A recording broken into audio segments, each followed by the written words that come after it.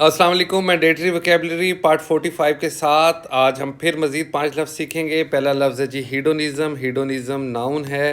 हीडोनिज़म का मतलब होता है द परसुएट। परसुएट कहते हैं पीछा करने को, of pleasure as a way of life, यानी ऐश प्रस्ती या लज्जत प्रस्ती की ज़िंदगी गुजारने वाला किस नज़रिए पे अमल करता है, हीडोनिज़म पे अमल करता है। और वो क्या होता है? वो हीडोनिस्ट होता है।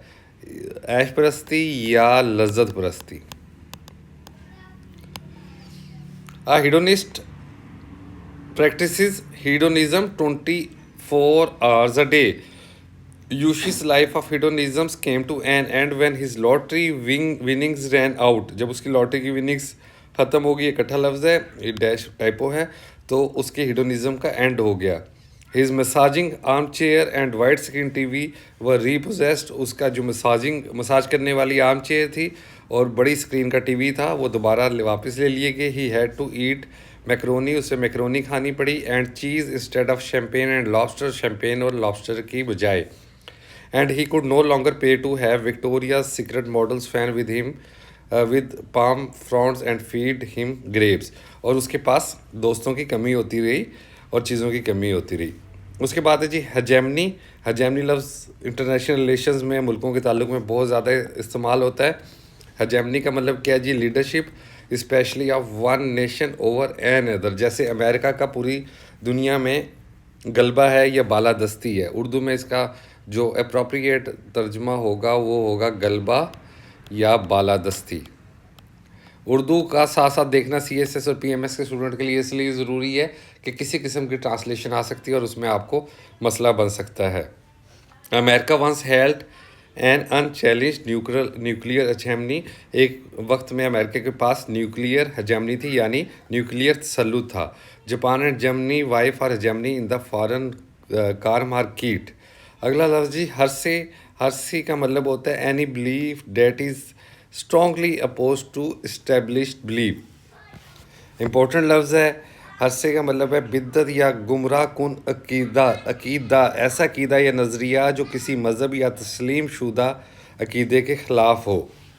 Galileo was tried for the heresy of suggesting that the sun did not revolve around earth. ये आपको पता ही होगा, गलीलियो जो एक मशहूर साइंसदान था, उसे इसलिए मार दिया गया था कि वो कहता था कि जो सन है वो सूरज है जो ज़मीन के गिर्द नहीं घूमता, जो कि मसीही नज़रिए की किस्म की मुखालफत थी। और उसको जो रिलीजियस एक्सट्रीमिस्ट थे क्रिश्चियनिटी के अंदर डार्क एजेस में, उनकी वजह से इससे मार दिया गया था। He was almost convicted of being a heretic. जो ऐसा हरकत करता है उसे हम क्या कहते हैं? हेरेटिक कहते हैं। बट ही रीकेंटेड हिज हेरिटिकल व्यू, लेकिन उसने अपना व्यू कायम रखा। अगला अगला लफ्ज़ है जी हर्मेटिक। हर्मेटिक हमने पहले भी पढ़ा हुआ है। हर्मेटिक अगर आपको याद होगा तो हमने पढ़ा था असेटिक में, एक ही सीरीज़ के अंदर असेटिक एक लफ्ज़ था, उसका सिनोनिम में हर्मेटिक लिखा था। हर्मेटिक का मतलब होता है बिल्कुल बंद, नाकाबिले नफूज। बिल्कुल बंद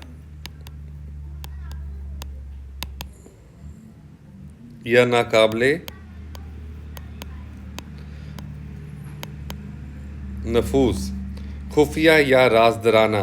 the president led a hermetic existence in the White House has his advisor attempted to seal him off from the outside world.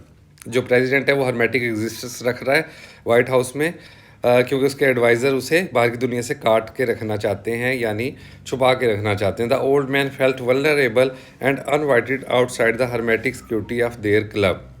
जो बूढ़ा आदमी था वो वल्नरेबल और तना महसूस कर रहा था क्योंकि हर्मेटिक सिक्योरिटी थी, बंद सिक्योरिटी थी क्लब की।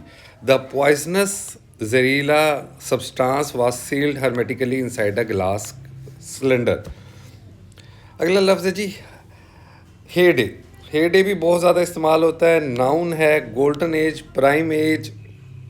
अगर हम इसका उर्दू में तर्जमा करेंगे तो अरूज का ज़माना, शबाब का दौर, जिस वक्त हर चीज़ अरूज पे होती है, उसको हम कहते हैं हे डे। अगर फ़र्द के हवाले से उसका हे डे होता है तो अमूमन उसका जवानी का ज़माना होता है, शबाब का दौर होता है। और शबाब तो किसी जानवर पे भी आए तो वो खूबसूरत लगता है, तो इंसान हैं। In his heyday Werner was a world class athlete. अपने ज़माने अरूज में जो हे डे था वर्नर, वो वर्ल्ड क्लास एथलीट था और अब वो सिर्फ वनर रह गया। The heyday of the British navy ended a long long time ago. British navy का जो अरूज का ज़माना था वो कब का, बहुत कब का जा चुका है। आज का पाठ यहीं पे ख़त्म होता है। अपना ढेर सारा ख्याल रखिएगा। अल्लाह हाफिज़।